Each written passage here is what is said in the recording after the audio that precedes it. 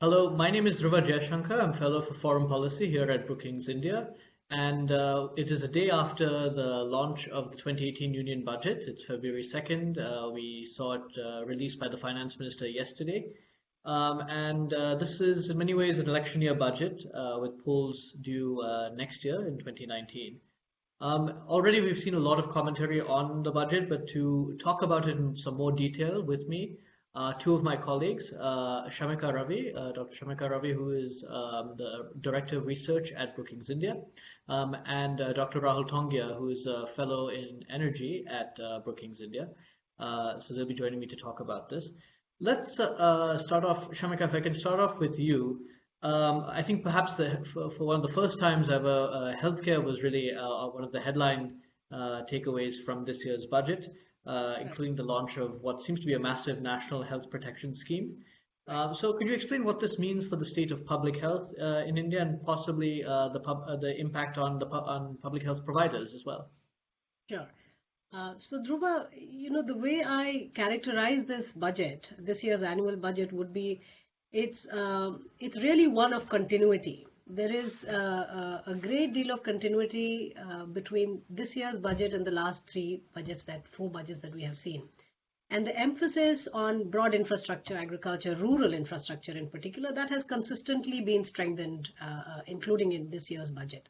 But there was one small point of departure, which personally to me is very reassuring, which was the emphasis given to healthcare. And while the media and if you look at the general discussion on healthcare aspect in the budget, it has largely rested on the national health, the protection scheme that has been announced, which means a significant increase in the coverage of up to 5 lakhs for 10 crore households. So thereby meaning 50 individuals, 50 crore individuals will be covered by this protection scheme. What I think people have missed is the second component of the budgetary announcement, which had to do with strengthening of the wellness centers. Now, it is important to understand that, National Health Protection Scheme, which is an insurance scheme, is really a financial instrument. And as any financial instrument, particularly insurance, health insurance at that, it is going to be as good as the service which it can support. So in this case, in terms of supporting the service, that is where the wellness center, the first component of Mr. Jaitley's announcement, really takes precedence and actually is a far more significant announcement in terms of public healthcare infrastructure in the country is concerned. This is a very large scheme in terms of reconfiguring, renovating, rejuvenating the sub-centers and the primary health centers, which is really the first point of contact of Indian citizens to public health care. So this really becomes a very central focus, because if you recall, health centers are really the point of entry. So there is also a lot of gatekeeping. We have to be able to offer a lot primary health care rather than push people into hospitals. And therefore, the wellness center announcement is really a very big one. And unfortunately, it has not been picked up adequately by. The National Health Protection Scheme is really one of consolidating and further strengthening of the Rashtriya Swasthya Bima Yojana, the RSBY, and many states have their own health insurance schemes, like the Vajpayee scheme in Karnataka. You have the Arogya Shri in Andhra Pradesh. So NHPS, this new, under the Ayushman Bharat, the new announcement is really one of expanding the coverage from 30,000 to 5 lakh, which is really a very significant jump, and consolidating all of these under one umbrella. So therefore, it becomes easier, therefore, to also implement this particular scheme. Gradually, though, this is a movement towards universal health care. And that is really the large aspiration, the large bottom line that we are trying to attain. Rahul, while infrastructure was generally a big beneficiary of this budget, I think we saw 25% increases for transport and also about a 25% increase for telecom and IT. But spending on energy actually dropped in this year's budget. What, if anything, should we make of this? So I think absolutely right. There was very little on energy per se, And if you look at drops or changes, they're very small. They're more based on just underlying trends. For example, oil prices make a lot of difference to many things, and so forth. I think the stepping back, the growth of rural infrastructure and the intent to grow rural incomes, which also comes through minimum support prices on agriculture, they are going to have longer term impacts, medium term impacts, but not short term on energy. If you look at one of the announcements that was talked about, the Saubhagya electrification scheme for households, the households being the weakest link for electricity access, not the village, but the household. This is not new. This was already announced by the government, but they're emphasizing it and reinforcing it.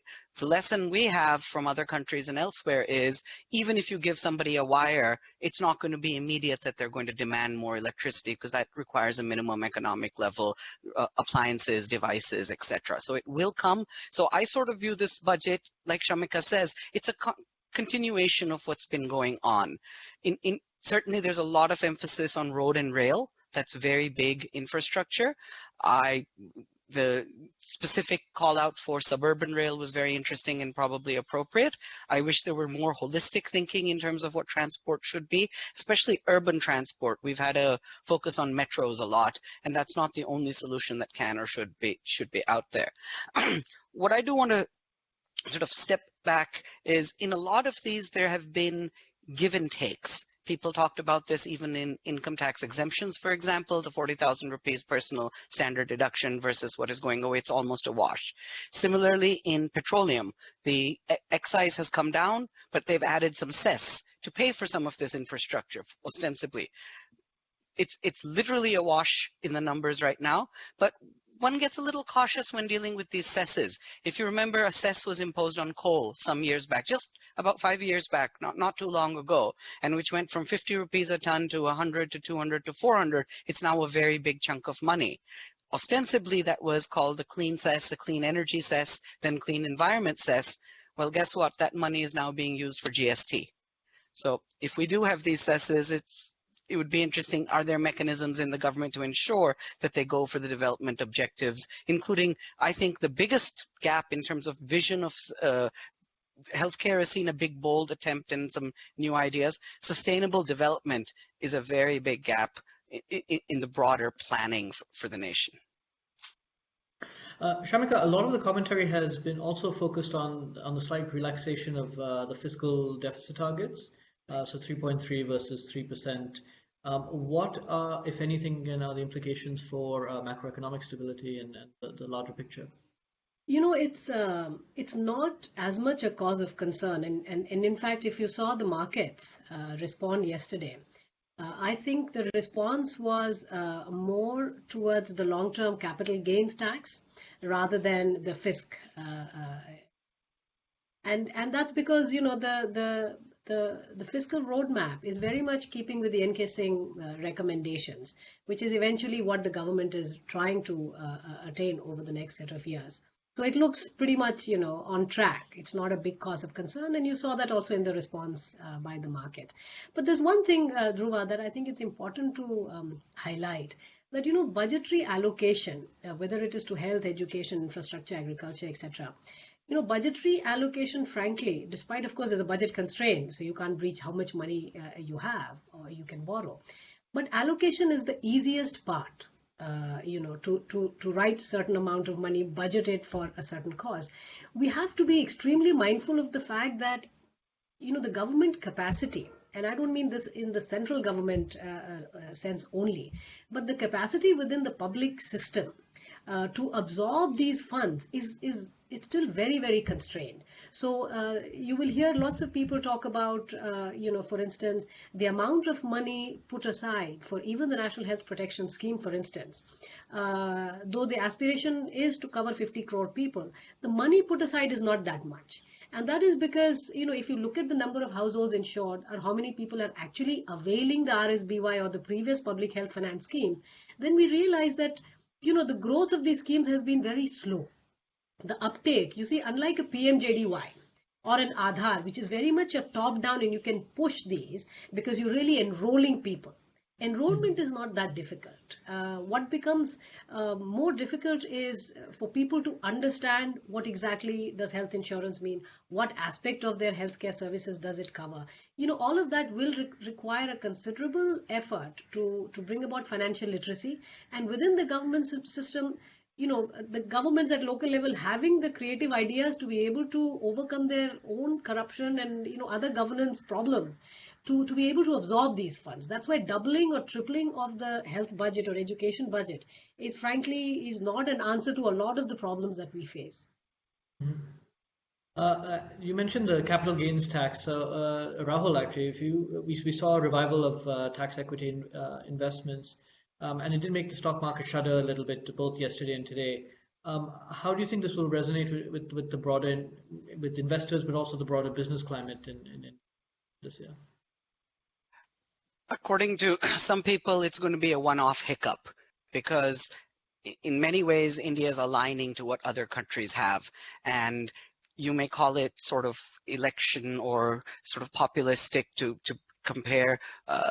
Sort of most people aren't beneficiaries of large capital gains. It's a small segment of the population, a very elite segment only. So it's politically amenable, but more than politically, it's probably the correct thing to do in the sense worldwide. Most countries, many countries, especially the US and Europe, have taxes on long-term capital gains. It's just a fair way because as your service industry grows, especially, capital becomes a very important part of your economic growth. You don't want to create further distortions in your system. And so it was probably a very painful pill to swallow, but probably a worthwhile one. Shamika, what about the increased tariffs on Dhruva, Yes. on that, one point I'd like to sort of clarify on that is, because of the nature of the indirect taxes, the poor in the country have traditionally, and they still do, bear a disproportionate burden of the indirect taxes. So in many ways, of course, despite the fact that the markets have responded as a knee-jerk reaction to this announcement, but this is really a progressive way to tax, in a country which has considerable inequality. I think this will be welcomed by and large by the global community. Sorry. Shamika, the other thing that has got some attention has been the increase in tariffs on electronics. Right. What are we to make of that?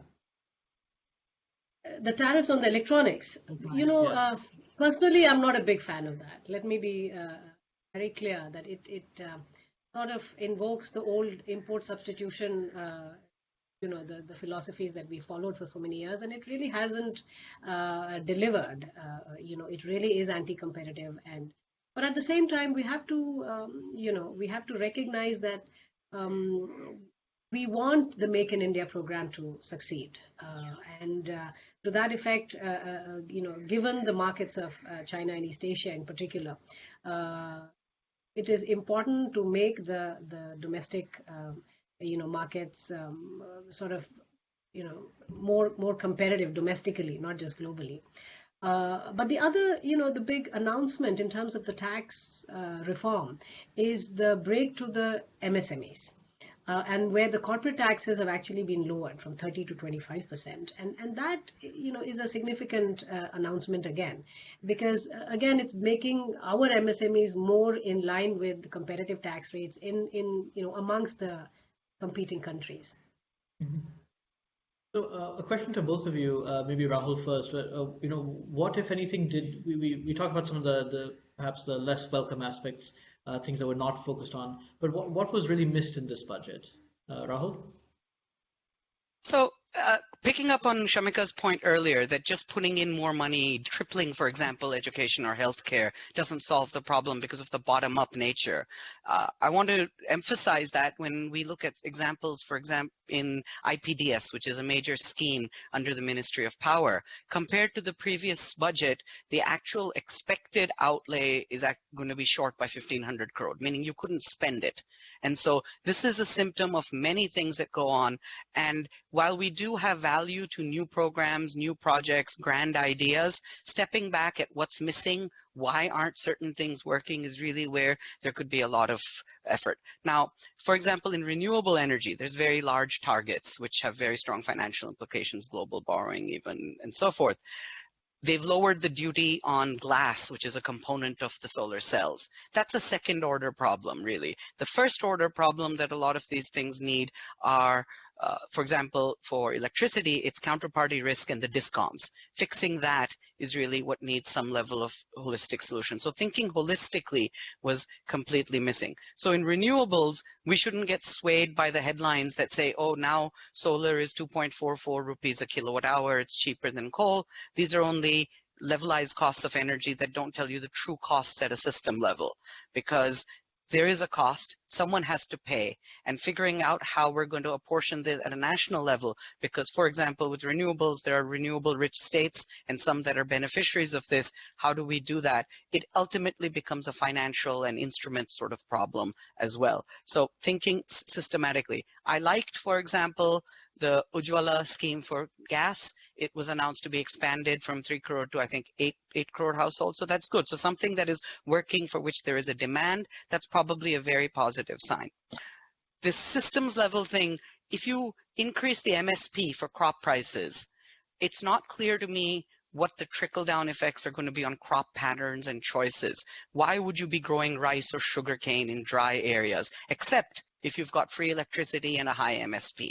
So we need a little better thinking in terms of water, in terms of prices, in terms of electricity, energy, because these are all linked. Picking silos and looking at interventions in them is how we've done it for decades. They keep you afloat. They don't solve the underlying problem. Last, I think innovation is something. I mentioned a lack of focus on sustainable development, because we need development, but it should be done sustainably. And by that, it's not just the environment, but equity and the human side as well. I don't think the government should be picking winners. A lot of talk was done on AI, digital, cyber, all of these sorts of things. Those are very good. Those are part of the future, but we have to be realistic, because they're not going to give you jobs, for example. They're capital and knowledge intensive.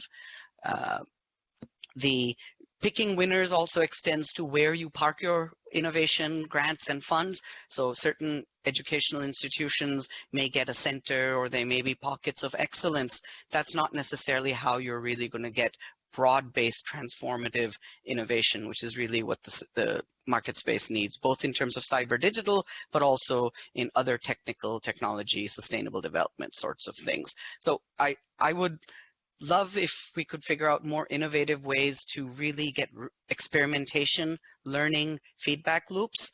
Those are not things India has been good at, because how it chooses technology, like Shamika mentioned, a lot of things have been top down. We need to get much more bottom up and feedback loops in there. Okay, yeah. Dhruva, on picking up on Rahul's point, his comment, I think another thing that has been missed largely by the media coverage of the FM speech has been the 1 lakh crore allocation for research and development.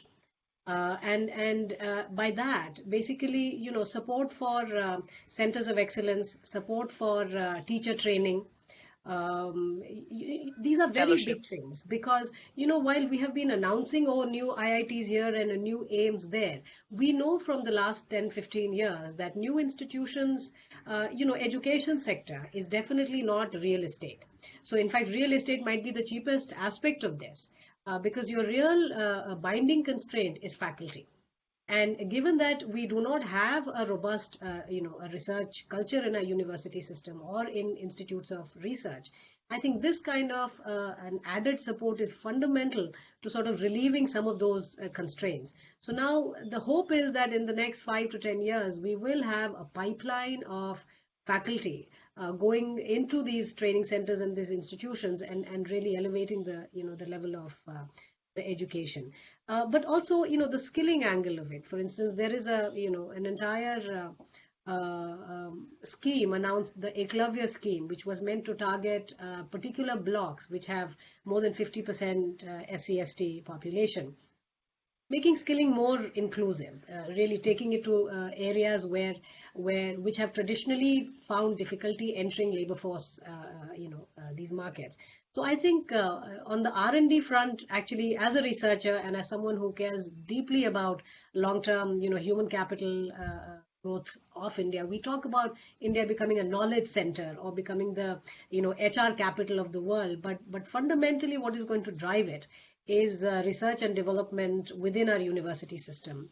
And I think to that effect, the budgetary allocation is one part of it. And again, as far as medical education is concerned, because we're talking a great deal about health, the NMC bill, which is lying in the parliament right now, is going to be very critical in relaxing again those constraints as far as accessing doctors and good nurses in remote areas, but also just getting more doctors out. Right now, we have enormous problem of brain drain. So even though we might be churning out lots of doctors and engineers, we tend to lose most of them to the global market.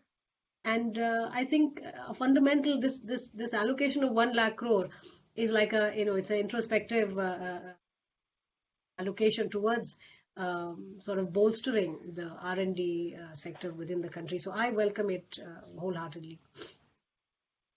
But on your question of what do you think we missed? Yes. Again, that import substitution, I'm not a big fan. I really think, philosophically, we are trying to make a break from it. In fact, the reason NDA 1 saw the kind of big spurt, if you will, was because, fundamentally we did massive disinvestment. And the signal that goes out to the market is that, we mean business. We really want the government out of business. So those signals went and made for a, very healthy turn in the economy. I think keeping in line with that philosophy, I think import substitution could perhaps be a trend to follow. And I hope we do, less and less of it over time. But the other big, miss, I think I would have liked to see something on police reforms, for instance. Mm-hmm. Now, I don't know, again, whether it's a budget problem and therefore the FM should be involved, or really, again, there is a capacity problem in terms of having a blueprint for what exactly would be required, because, law and order, as an economy develops and as markets sort of become more robust, law and order is a very fundamental aspect of any economy thriving and doing well, and therefore I think given the large vacancies that are there right now within the police force at all the local levels, I think filling that gap should be a priority. It's very much like accessing justice. No, I mean, we want to ensure that there is law and order, there is justice. Those are the sort of the cornerstones for the development of any modern society. So I think police reforms, I would have liked to hear something, but I don't know what to make out of it, whether it's a budget problem or is it really an idea problem. Mm-hmm. But yeah, police and I think one of the other things that got a lot of play was the low defense budget, relatively speaking. Right. So what do you think of that, Dhruva? What do you think of the defense? I think, so the good news, I think, was that, oftentimes capital expenditure from previous years carries over. With this year, we saw spending. I think that is a slightly encouraging sign. I think the downside is the capital expenditure for the coming years is quite low, and is in fact below defense pensions. And so I think that is that's just a point of concern, because the need for modernization is quite high. The demand, the requirements for equipment are quite urgent, and there really is a constraint on that front. But it grew at about 6%. The overall defense budget grew at about 6% this year, which is perhaps not enough if one considers the requirements down the line. But a quick final question to both of you, maybe Rahul first. If you were to rate this budget from 1 to 10, what would you rate it? I try and avoid sort of ratings in general, because the question comes up, are you doing absolute or relative? So you grade on a bell curve. So that's the fundamental question professors always get asked. So do you need a couple of A's, couple of B's, couple of C's? Should everyone get an A in the class? Well, if they all did well, then maybe they should. And so I think it's a better way would be, did they do what they could have within the constraints? We have to look at the constraints, both fiscal as well as political and so forth. I liked the fact that it was not populist. There were no sort of very quick wins targeted. Some of the things like Shamika mentioned on investments towards education, the new fellowships I think will help. Why don't good students go to a PhD? Because A, what's the value of that PhD? The market hasn't pulled them. But B, there's a serious financial hit for a couple of years because the stipends given to good students is very poor. While if you go join Infosys or Microsoft or somewhere else, you'll get a very nice salary package. And your best and brightest go to IT or the Lal Street, Wall Street. That's not the sort of country we necessarily need. So looking long term, putting in investments, this budget really was an investments oriented budget. I think that's a good thing. Shamika, would you be more game to rating this on some scale? I'm not a big fan of ratings, Dhruva. But I do think the fact that they fought the urge to go populist when the expectation was that with an impending election there would be largesse and announcements, and for that I would rate them extremely high. For continuity, I think continuity is extremely important. Markets in general do not like uncertainty and any knee-jerk announcement. So I think to that effect, again, I rate them very high. In terms of focus on research, health, I would rate them actually 10 on 10. I'm glad health is finally getting the focus that we deserve. And one thing I'd like to point out is, in the narrative of health and education, it's been too long that in this country, all these parts of the government or parts of the economy get swept into this basket called social sector. So, while we have serious discussions around defense and we have serious discussions around the macro trends, the discussions around health and education generally get clubbed under social sector. And I think, we do a great disservice in sort of clubbing them together. Essentially, we have to look at health and education, particularly from a human capital perspective. And the fact that it is very, very fundamental to raising the productivity levels within the country. Because I don't think now capital is really the binding constraint in India.